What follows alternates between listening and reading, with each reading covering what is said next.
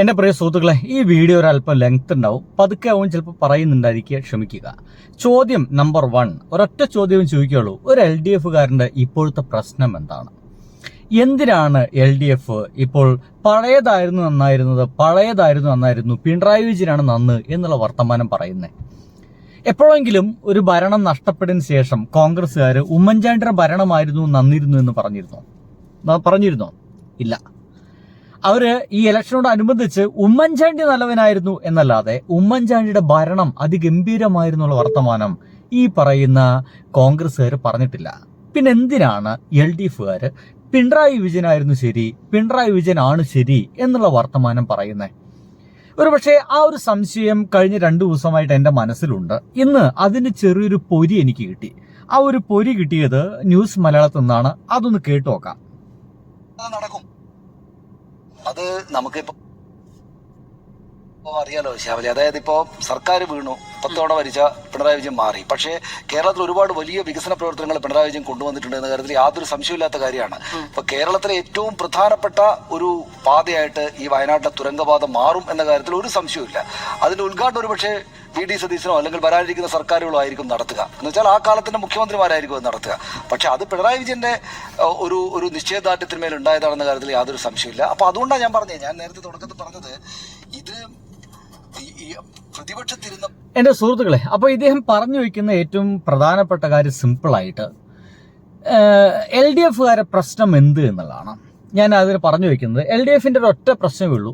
കഴിഞ്ഞ 10 വർഷമായിട്ട് പിണറായി വിജയൻ എന്ന് പറയുന്ന ഒരു നേതാവിൻ്റെ നേതൃത്വത്തിലുണ്ടായ LDF ഗവൺമെൻറ് കേരളത്തെ ഒരുപക്ഷെ ഈ കേരളത്തിലെ ഒട്ടുമിക്ക ആളുകളും പ്രതീക്ഷിക്കാത്ത വിധത്തിലാണ് മുന്നോട്ട് കൊണ്ടുപോയത്.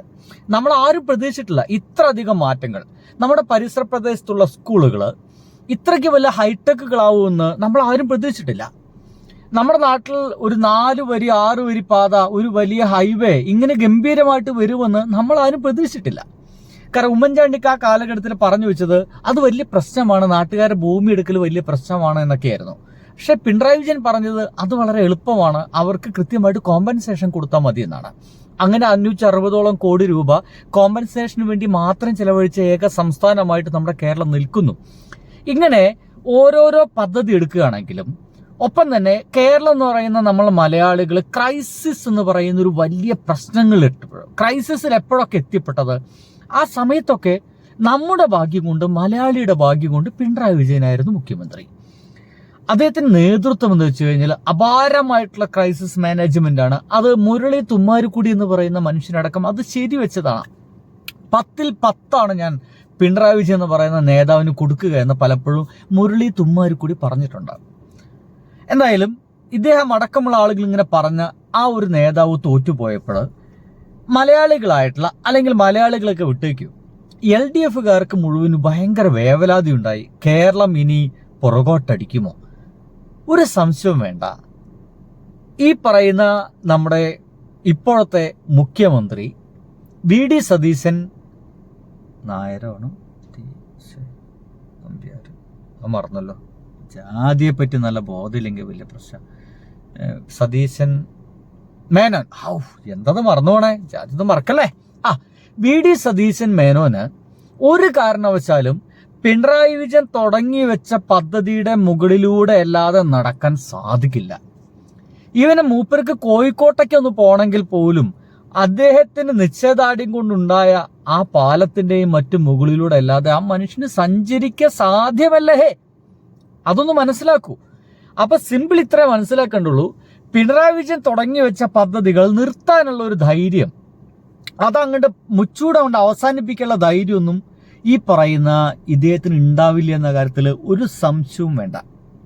അവസാനിപ്പിച്ചാൽ ഒരുപക്ഷെ കേരളത്തിന്റെ ഗതിയെ ഏറ്റവും കൂടുതൽ പിന്നോട്ടടിച്ച മുഖ്യമന്ത്രി എന്ന നിലയ്ക്കായിരിക്കും VD സതീശൻ അറിയപ്പെടുക. അല്ലെങ്കിൽ കേരളത്തിന്റെ സഞ്ചാര വേഗതയെ അത്രയേറെ നശിപ്പിച്ച ഒരു മുഖ്യമന്ത്രി എന്ന രീതിയിലായിരിക്കും VD സതീശൻ മേനോൻ അറിയപ്പെടുക. അതങ്ങനെ പറയുന്നത് അദ്ദേഹം അതുകൊണ്ടോട്ടോ എന്ന് വിചാരിക്കരുത്. എന്തായാലും അങ്ങനെയായിരിക്കും ആ മേനോൻ ചിലപ്പോൾ അറിയപ്പെടുക എന്നുള്ളതാണ്. വേണമെങ്കിൽ 1-2 ഉദാഹരണങ്ങൾ ഇദ്ദേഹം തന്നെ പറഞ്ഞത്, VD സതീശൻ മേനോൻ തന്നെ പറഞ്ഞ 1-2 കാര്യങ്ങൾ നിങ്ങൾക്കൊന്ന് കാണിച്ചു തന്നാൽ വ്യക്തമാകും. ഒന്ന് തുരങ്കപാതയെ കുറിച്ചിട്ടാണ്. സർക്കാരിന്റെ കാലത്ത് ആരംഭിച്ചതും ഭാഗികമായിട്ടുള്ള ചില വികസന പ്രവർത്തനങ്ങൾ ഉണ്ടായത്. അതായത് ഒന്ന് വയനാട് തുരങ്കപാതയായിരുന്നു. അത് അങ്ങ് പ്രതിപക്ഷ നേതാവായിരുന്ന കാലത്ത് അതിന്റെ പാരിസ്ഥിതിക പ്രശ്നം വെച്ച് എതിർത്ത ഒരാളാണ്. അല്ല, നിങ്ങൾ അതിന്റെ ഫുൾ പ്രസംഗം കേട്ടിട്ടില്ല. സോഷ്യൽ മീഡിയയിൽ വന്നതേ കേട്ടിട്ടുള്ളൂ. പാരിസ്ഥിതിക ആഘാത പഠനം നടത്താതെ തുരങ്കപാത നടത്താൻ സമ്മതിക്കില്ലെന്നാ പറഞ്ഞത്. അതാണ് പറഞ്ഞത്. അതിനെയാണ് കട്ട് ചെയ്ത് തുരങ്കപാത സമ്മതിക്കില്ല എന്ന് ആക്കിയത്. സോഷ്യൽ മീഡിയയിലെ ഇദ്ദേഹം നുണ പറയാൻ ഇത്രയധികം മിടുക്കനായതുകൊണ്ട് ഇദ്ദേഹം എന്താണ് അന്ന് പറഞ്ഞതെന്ന് കൂടി ജനങ്ങൾ കേൾക്കുന്നത് നന്നായിരിക്കുമല്ലേ? അല്ലേ? ഞാൻ വിചാരിക്കുന്ന അങ്ങനെയാണ്. അത് നന്നായിരിക്കും. ഒന്ന് നോക്കി നോട്ടോ. അതെന്റെ കയ്യിൽ ഉണ്ടോന്ന് എനിക്കൊരു സംശയമുണ്ട്. നോക്കട്ടെ. അതല്ല, അത് +2 ഫലമാണ്. ചേട്ടാ, അതെന്റെ കയ്യിൽ നിന്ന് വീഡിയോ നഷ്ടപ്പെട്ടു പോയി തോന്നുന്നു കേട്ടോ. പോട്ട്. ഇനിയിപ്പോ അതിന് പിന്നാലെ നമുക്ക് തപ്പിപ്പിടിച്ച് നടക്കണം. നിങ്ങളല്ലാതെ എല്ലാവരും കേട്ടതല്ല അത്. എന്തായാലും ഇവിടെ എന്റെ സുഹൃത്തുക്കളെ, ഇദ്ദേഹം തുരങ്കപാതയെക്കുറിച്ച് നമ്മുടെ നാട്ടിൽ ഒരിക്കൽ പറഞ്ഞത് ഇതൊന്നും നടപ്പിലാക്കാൻ ഞങ്ങൾ സമ്മതിക്കില്ല എന്ന് തന്നെയാണ്. വയനാടിനെയും വയനാടിന്റെ പരിസ്ഥിതിയെയും നശിപ്പിക്കുന്ന തുരങ്കപാത ഞങ്ങൾ സമ്മതിക്കില്ല എന്ന് പച്ചമലത്തിൽ പറഞ്ഞതാ. വയനാട്ടുകാർക്ക് അറിയാം ആ ഒരു ചുരം കയറുന്നതിന്റെ പ്രയാസവും മറ്റും. ആ നാട്ടുകാർ അങ്ങനെ എത്രയോ അവർക്ക് നഷ്ടപ്പെടലൊക്കെ ഉണ്ടായിട്ടുള്ളതാണ്. ശരി, ഇനി ഇദ്ദേഹത്തിന്റെ രണ്ടാമത്തെ വിഷയം ഒന്ന് കേട്ടേക്കാം. ഒക്കെ ഇദ്ദേഹത്തിന് തന്നെ ഉദാഹരണം എടുക്കുന്ന നല്ല PM-ശ്രീ പദ്ധതിയാണ്. LDF സർക്കാർ നിങ്ങൾക്ക് അടിമയാവാൻ ഞങ്ങൾക്ക് താല്പര്യമില്ല, നിങ്ങൾ പണം തന്നില്ലെങ്കിൽ കുഴപ്പമില്ല, ഞങ്ങൾ മാന്യമായിരിക്കും മുന്നോട്ട് പോയിക്കോളാം, സ്വന്തമായിട്ട് പണം കണ്ടെത്തിക്കോളാം എഡ്യൂക്കേഷൻ ഡിപ്പാർട്ട്മെന്റിന് എന്ന് പറഞ്ഞ് ഒപ്പിടാതെ മടക്കി അയച്ചൊരു കടലാസാണ്. അതിൽ ഒപ്പിട്ടാൽ ഗുണമുണ്ട്. കേരളത്തിന് ഒരുപാട് പണം കേന്ദ്ര ഗവൺമെന്റ് തരും. പക്ഷെ കേന്ദ്ര ഗവൺമെന്റ് പറയുന്ന പോലെ വിദ്യാഭ്യാസ മാറ്റങ്ങൾ ഇവിടെ വരുത്തേണ്ടി വരും. അതിൽ താല്പര്യമില്ല എന്നാണോ ഇവിടുന്ന് കഴിഞ്ഞ തവണ പിണറായി വിജയൻ ഗവൺമെന്റ് പറഞ്ഞേ, നമ്മുടെ V. ശിവൻകുട്ടി അടക്കമുള്ള ആളുകൾ.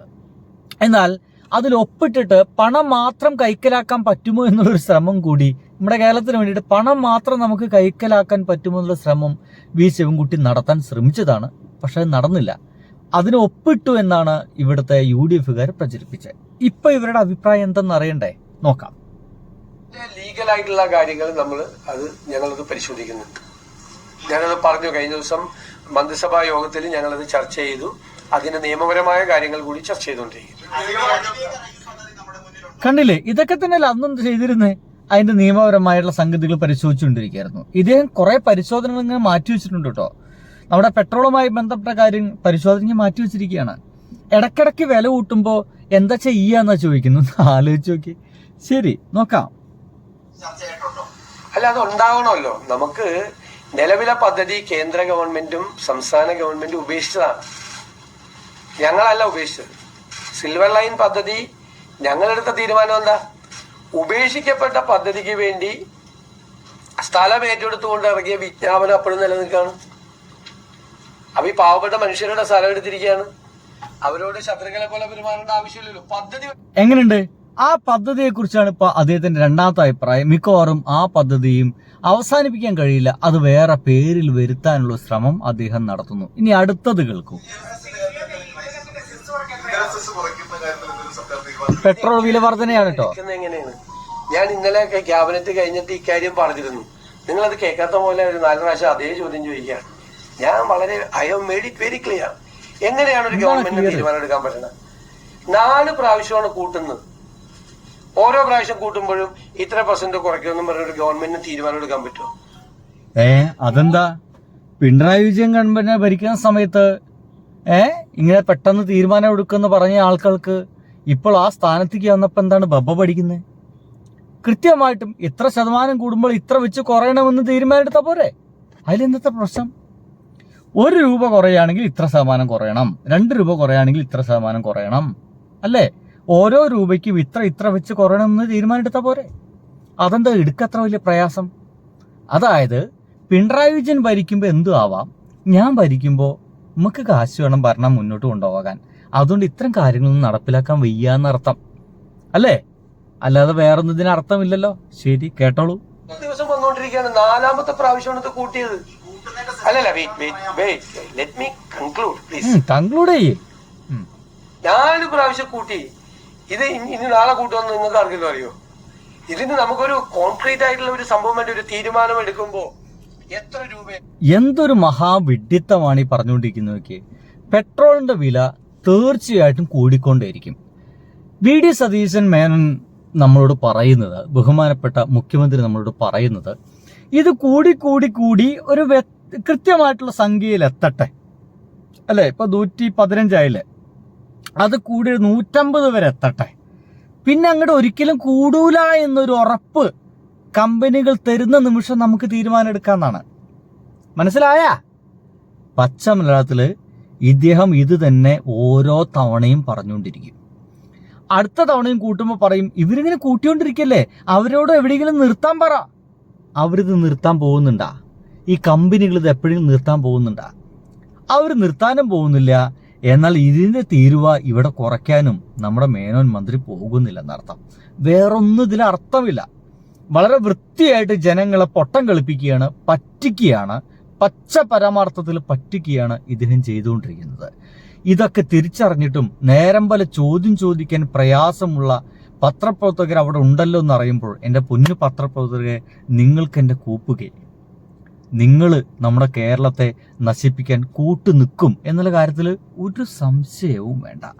ഇനി ഇതവിടെ കിടക്കട്ടെ, അടുത്തൊരു വീഡിയോ കൂടി ഒന്ന് കേൾക്കണല്ലോ, കേട്ടോക്കാം. BMCയുടെ കാര്യം ഞങ്ങൾ പരിശോധിച്ചുകൊണ്ടിരിക്കുകയെന്ന് ഞാൻ പറഞ്ഞു. ഞങ്ങളുടെ മന്ത്രിസഭയിലും ചർച്ച ചെയ്തതിന് ഈ ഒരു ഗവൺമെന്റ് എഗ്രിമെന്റ് വെച്ചതാണ്. അപ്പൊ അതിന്റെ ഇമ്പാക്ട് എന്താണ് എന്നെല്ലാം നമ്മൾ പരിശോധിച്ചിട്ടല്ലേ നമുക്ക് ചെയ്യാൻ പറ്റും. ഇതാണ് അടുത്ത നോണ. ഗവൺമെന്റ് എഗ്രിമെന്റ് വെച്ചു എന്നാണ്. നമ്മുടെ ഗവൺമെന്റ് അതുമായിട്ട് ഒരു എഗ്രിമെന്റും വെച്ചിട്ടില്ല, ഒരു സൈനും വെച്ചിട്ടില്ല. ഇനി സൈന് വെക്കരുതെന്ന് പറഞ്ഞിട്ടായിരുന്നു ഇവരും സമരം ചെയ്തിരുന്നത്, ഈ കോൺഗ്രസ്സുകാര്. നമുക്ക് കാത്തിരിക്കാം എന്തോരം ഇവർ ചെയ്യും എന്നുള്ളത്. ഞാൻ ഇപ്പോഴും പറഞ്ഞു വയ്ക്കുന്നു, LDF ഗവൺമെന്റ് എന്താണോ ചെയ്തു വെച്ചിട്ടുള്ളത് അതിൻ്റെ ഒരു തുടർച്ച ഉണ്ടാക്കാനുള്ള ശ്രമമല്ലാതെ പുതുതൊന്നും തുടങ്ങാനുള്ള ആർജവം തീർച്ചയായിട്ടും ഇതിന് ഉണ്ടാവില്ല എന്നുള്ളതാണ്. ഒന്ന്, ഇവിടെ പ്രതിപക്ഷത്തേക്ക് ആയിപ്പോയ ഇവിടുത്തെ LDF ശക്തമായിട്ട് അതിനെ പ്രതികരിക്കും, ഒരു സംശയവും വേണ്ട. ഈ സോഷ്യൽ മീഡിയയിലൊക്കെ പറയുന്ന പോലെ പ്രതിപക്ഷത്തായ LDFനെയാണ് കൂടുതൽ സൂക്ഷിക്കേണ്ടത് എന്ന് പറയും. ഇനി അതല്ല, ഇവർക്കിടയിൽ തന്നെയുള്ള പടലപ്പിണക്കങ്ങൾ, ഇവർക്കിടയിൽ തന്നെയുള്ള ചരടുവലികൾ ഇദ്ദേഹത്തിനെ കൊണ്ട് വൃത്തിയായിട്ട് ഭരണം നടത്തിക്കാൻ സാധിപ്പിക്കുകയുമില്ല. മനസ്സിലാവുന്നുണ്ടല്ലോ? അപ്പൊ പിണറായി വിജയന്റെ തുടർച്ചയാണ്, വേണമെങ്കിൽ പിണറായി വിജയൻ 3 ആണ് ഇദ്ദേഹം എന്ന് വേണമെങ്കിൽ ചുമ്മാ പറഞ്ഞു വെക്കാം. അതിനപ്പുറത്തേക്ക് ഉള്ള എന്തെങ്കിലും കേരളത്തിൽ നടക്കുമെന്ന് തോന്നുന്നില്ല. മിക്കവാറും പിണറായി വിജയൻ പ്രഖ്യാപിച്ച 2000 തുക ഇപ്പോൾ ഒരു വലിയ പ്രശ്നം നടക്കുന്നുണ്ട്. സ്ത്രീകൾക്ക് സ്ത്രീ സുരക്ഷാ പെൻഷൻ ഉണ്ടായിരുന്നു. 30 വയസ്സ് കഴിഞ്ഞ സ്ത്രീകൾക്ക്, കുടുംബസ്ത്രീകൾക്ക്, അവർക്ക് 1000 രൂപ വെച്ച് കൊടുക്കുന്നുണ്ടായിരുന്നു. അതിനെപ്പറ്റി വല്ല ചർച്ചയും നിങ്ങൾ കേട്ടായിരുന്നോ? അല്ല സ്ത്രീകളെ, നിങ്ങളതെന്താ ചോദിക്കാത്ത? നിങ്ങൾ അവകാശമല്ലേ, നിങ്ങളെന്താ ചോദിക്കാത്ത? എന്തേ? പിണറായി വിജയനല്ലോ അല്ലേ? പിണറായി വിജയനാണെങ്കിൽ നമുക്ക് ചോദിക്കാം. ഇത് വി.ഡി. സതീശൻ മേനോനായി പോയല്ലേ. ശരി എന്നാ, ബൈ.